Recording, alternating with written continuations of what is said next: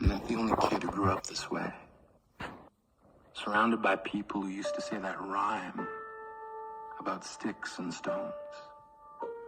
As if broken bones hurt more than the names we got called, and we got called them all. So we grew up believing no one would ever fall in love with us. That we'd be lonely forever. That we'd never meet someone to make us feel like the sun was something they built for us in their tool shed. So broken heartstrings bled the blues as we tried to empty ourselves so we would feel nothing. Don't tell me that hurts less than a broken bone. That an ingrown life is something surgeons can cut away. That there's no way for it to metastasize, it does. She was 8 years old. Our first day of grade 3 when she got called ugly. We both got moved to the back of class so we would stop getting bombarded by spitballers. But the school halls were a battleground where we found ourselves outnumbered day after wretched day. We used to stay inside for recess because outside was worse. Outside we'd have to rehearse running away or learn to stay still like statues, giving no clues that we were there in grade 5.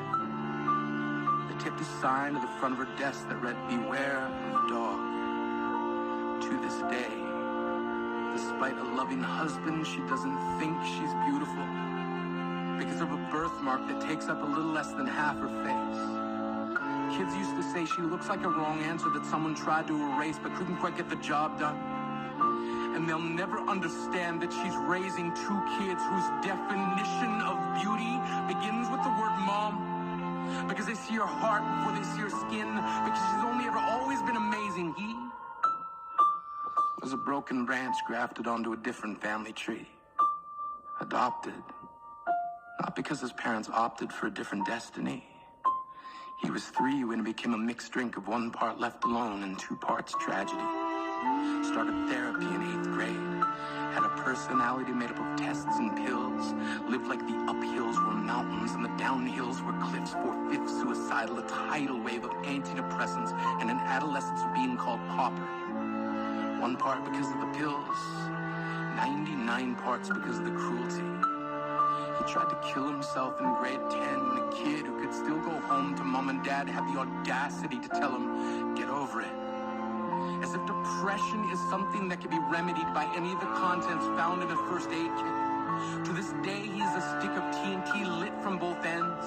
Could describe to you in detail the way the sky bends in the moments before it's about to fall. And despite an army of friends who all call him an inspiration, he remains a conversation piece between people who can't understand. Sometimes being drug-free has less to do with addiction and more to do with sanity. We weren't the only kids who grew up this way. To this day, kids are still being called names. The classics were, "Hey stupid," "Hey spaz." Seems like every school has an arsenal of names getting updated every year. And if a kid breaks in a school and no one around chooses to hear, do they make a sound? Or they just background noise from a soundtrack stuck on repeat when people say things like kids can be cruel? Every school was a big top circus tent, and the pecking order went from acrobats to lion tamers, from clowns to carnies. All of these miles ahead of who we were freaks. Lobster claw boys and bearded ladies. Oddities juggling depression and loneliness, playing solitaire, spitting the bottle, trying to kiss the wounded parts of ourselves and heal. But at night, while the others slept, we kept walking the tightrope. It was practice, and yes, some of us fell. But I want to tell them that all of this is just debris left over when we finally decide to smash all the things we thought we used to be. And if you can't see anything beautiful about yourself, get a better mirror. Look a little closer. Stare a little longer.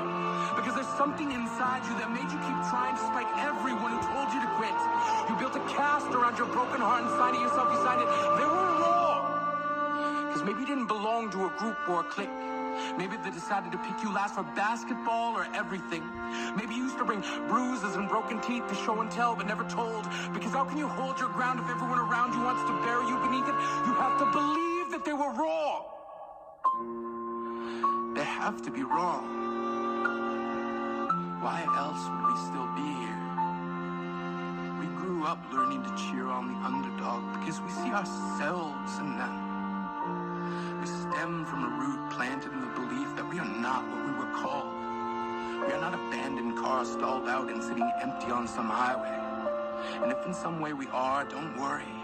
We only got out to walk and get gas. We are graduating members from the class of We Made It.